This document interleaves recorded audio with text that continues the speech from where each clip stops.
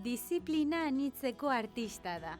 Bere lanek gorputzaren eta espazioaren arteko harremana dute ardatz. Belgikan ikasi eta bizi ondoren hainbat koreografo eta artistarekin dantza egin du eta nazioarteko eskoletan eta jaialdietan irakasle gisa aritu da. Nafarroan dantza sustatzeko helburuarekin La Factoria sortu zuen. Gaur eskola erreferente da estatu mailan. Dantza, zinema eta teknologia berrien arteko harremana aztertzeko zinetika jaialdia martxan jarri zuen. Gaur, Laida Aldaz artistarekin solasten dugu.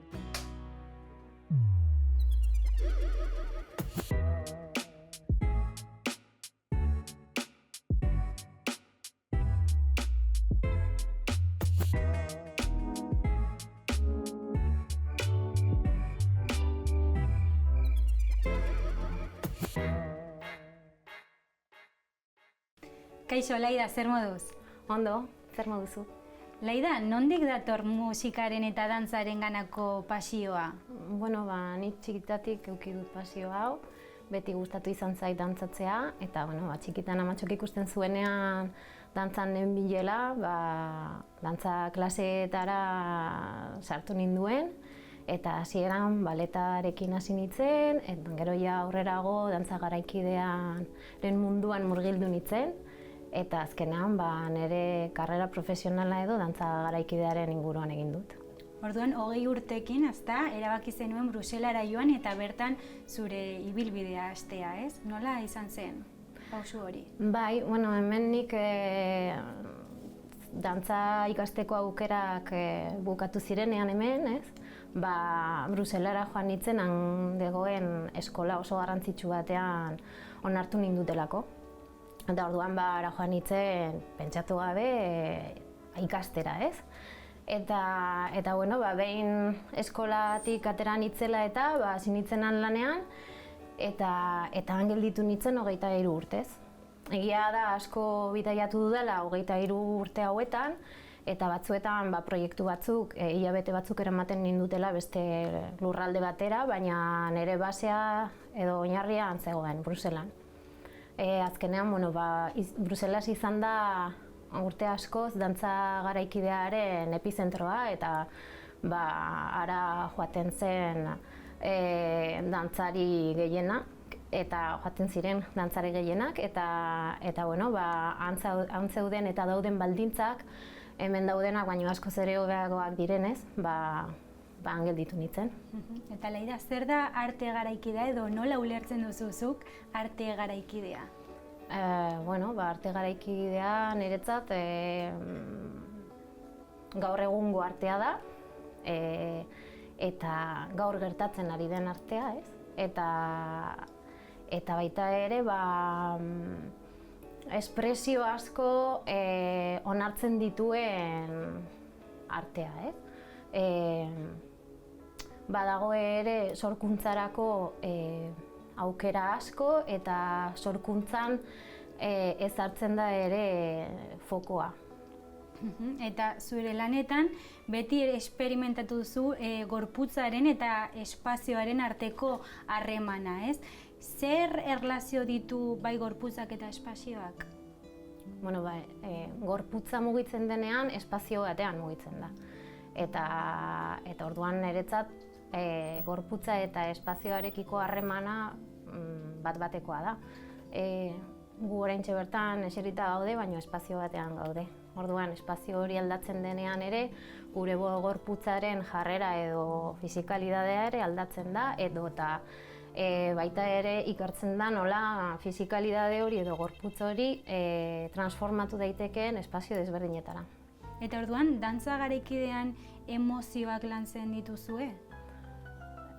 Bai, noski, arte guztietan, ez? Azkenean pertsonak gara eta lanean gaudenean emozio horiek ere ateratzen dira.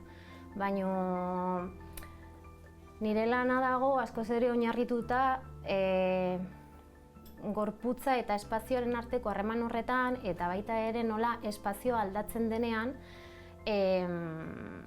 nola, edo hobe esan da, nola egin dezakedan espazio ez eszeniko bat eszenikoa.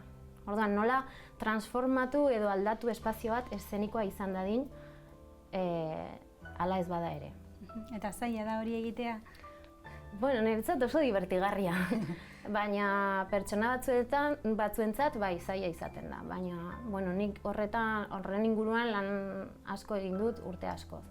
Orduan, batzuetan egin ditugu proiektuak etxe pribatuetan, beste batzuetan nire etxea bihurtu da eszenatokia, oraintxe bertan ari naizen lanak dauka izena In Perspective, eta orduan perspektiba desberdinetatik ikustera gonbidatzen dugu ikuslea, ez? Eta oinarria da espazioa eszenikoak ez diren espazio horiek, ez, eszeniko bihurtzea. Orduan, leku guztietan egin daiteke dantza? Bai, niretzat bai. Guk dantza egiten dugu mugitzen garenean ere. Azkenean niretzat hori bizitza da koreografia handi bat, ez? Eta orduan pertsona bat pasa da, bestea, gero kotxe bat, gero bitxakur, ez dakiz ere, eta dena koreografia baten antzera ikusten dut nik. Eta Laida, gustatuko litzaidake hainbat terminoen inguruan hitz egitea, floor work, partnerin, iria sorkuntzan, zer da hau? Floor work da zoluan egiten den lana, ez? Eta orduan, vertikalki egin beharrean dantza egiten dugu horizontalki lurreran, ez? Eta orduan, nola sartu lurrera eta atera lurretik modu organiko batean. Hori izan liteke, ez? Eta gero partnerin da, bikote batekin edo pertsona gehiagorekin lan egitea. Orduan ikasi behar duzu, adibidez, nola ukitu beste gorputz bat, nola utzi beste gorputz batek zurea ukitzea, nola mugitu espazioan zehar beste gorputz batzuekin batera, kontaktuan, ez? Orduan, hori izan liteke. Esan duzu, bidai ugari egin dituzula, hainbat koreografo artistarekin dantzatu duzu, dantzari bat nabarmenduko zenuke? Ez asko. Ez bat baizik eta asko. Azkenean, dantza egin dudan pertsona guztiekin zehozer ikasi dut. Eta aldi oro ikusi ditudan saioak edo ikuskizunak ere asko eman didate.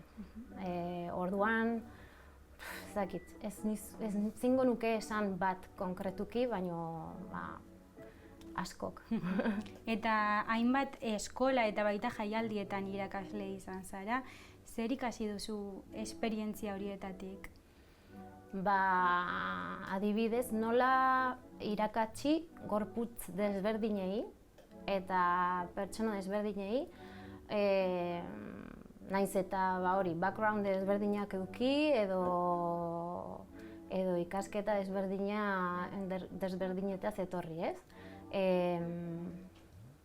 Eta gero taldea handiei ere irakastea, ez? Batzuetan 40 pertsona nituen klase batean, jaialdi batean, eta nola lana egin pertsona guzti horiek zehozer bereganatzeko, ez? Batzuetan 40 pertsona dituzunean ez da erraz, denek zehozer ikastea, ez? Eta nire lana zen ere hori, denak zehozer ikastea. Eta Nafarroara itzuliz, nola sortu zen La Factoria? Ni Bruselan nengoela antolatu nituen lantegi batzuk, nazioarteko artista desberdinekin, eta orduan ekartzen dituen Iruñera, eta astebetez lantegi bat egiten genuen, eta jendea apuntatzen zen lantegi horietara, eta lan egiten genuen artista horrekin astebetez, eta gero beste bat, eta holan. Orduan konturatu nintzen, jendeak ikasteko gogoa bazuela, eta lurralde batetik bestera mugitzen zirela ikasi nahian, ez? Baina ikusi nuen ere, egiten genuelako ere artista horrekin ikuskizun bat, elkarrizketa batekin, eta hor konturatu nintzen, jendea antzokietara etzela gehiegi etortzen. Orduan, dantza garaikia da ikustera hemen. Claro, ni etorren lurralde batetik nun antzokiak betetzen dira.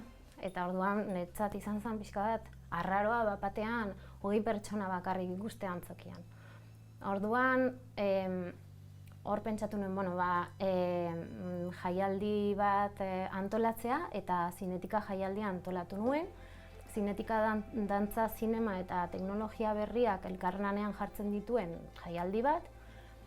Eta iruditu zitzaidan ideia ona, dantza hizkuntza bezala duten laburmetraien bitartez, dantza garaikidearen sakontasuna eta desberdintasuna erakustea. Eta horrela ere ikuslea bereganatzea pixka bat dantza garaikidearen gana, ez? Eta jaialdi hori hasi ginen Iruñan egiten, gero Iruña Donostian, orain Iruña Donostia eta Bilbon, eta horten ere Frantzian egingo dugu. Eta hortik aurrera jarraitu nuen proiektuekin, eta Marta Coronado beste zuzendaria, Faktoriako beste zuzendaria, Bruselan bizi zen, eta lagunak ginen, asko hitz egiten genuen, nik nahi nuen zentro koreografiko bat aurrera eramatea hemen Nafarroan, Martak ere proiektu bat egin nahi zuen hemen, irakaskuntzaren inguruan ere, eta orduan erabaki genuen elkarrekin egitea. Eta momentu horretan ere Carmen Larraz dantzaria gure laguna zela, hemen bizi zen, eta proposatu genion ere batera gurekin proiektuan parte hartzea. Eta horrela sortu zen proiektua, hiruak batera jarri genuen zentro martxan. Baita ere, hiruak kanpoan egon ginen, eta nahi genuena da zen Iruñera edo Nafarrora guk eduki ez genuen aukera eskaintzea, ez? Orduan iruditu zitzaigun ideia zoragarria, irakaskuntza profesional bat eskaintzea, guk kanpora joan izan behar ginenako hori berreskuratzeko, eta gero ere sorkuntza zentro bat izatea, ez? Nun artista ezberdinak etortzen dira beraien sorkuntzak aurrera eramateko. Orduan, helburuak betetzen ari dira, La Faktoriak indarra hartu du? Bai. Oraintxe bertan, La Faktoria da Espainian dagoen Espainia mailan dagoen zentro garrantzitsuenetarikoa dantza garaikidearen arloan, eta nazioartean ere oso ezagunak gara. La Faktoriara etortzen da jendea leku guztietatik, Estatu Batuetatik, Costa Ricatik, Greziatik, Portugaletik, danetarik, Italiatik, Frantziatik, orduan erreferentzia puntu bat da oraintxe bertan. Mudatuak izan ginen Kadizen dagoen jaialdi batetara proiektuari buruz hitz egiteko, ze beste leku batzuetan, Andaluzia aldean eta nahi dituzte ere horrelako proiektuan martxan jar, eta gure esperientzia edo jakin nahi zuten, ez? Nola izan den gure esperientzia beste ere zentro bat aurrera eramateko. Orduan, oso asko handitu da eta asko handitu daiteke, askoz ere gehiago handitu daiteke, bai. Eta hamaika proiektutan ikusi dut zure burua. Erronkarik baduzu, ukitu ez duzun esparru batean sartzea? Egia da, oso ikusmira handia daukadala eta beti aldatzen dudala disiplina batetik bestera noala, batean, disiplina batean zehozer oso interesgarria iruditzen zaidalako eta saiatzen naiz ulertzen nola erabili nire sorkuntza prozesuan. Baino nahiko multidisciplinarra naiz, bai.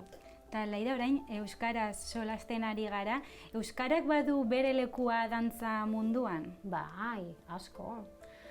Egia esan guk erabiltzen dugun hizkuntza gorputza da, ez? Eta hori da hizkuntza unibertsala. Baina Nafarroan badago jende asko euskaldunak dantzan egiten duena, eta gero Gipuzkoan, Bizkaian, Araban, iparraldean ere asko gara euskaldunak garen dantzariak, ez? Eta adibidez oraintxe bertan La Faktorian baditugu 1, 2, 3, uste dut, 4 euskaldun euskaraz hitz egiten dutenak, eta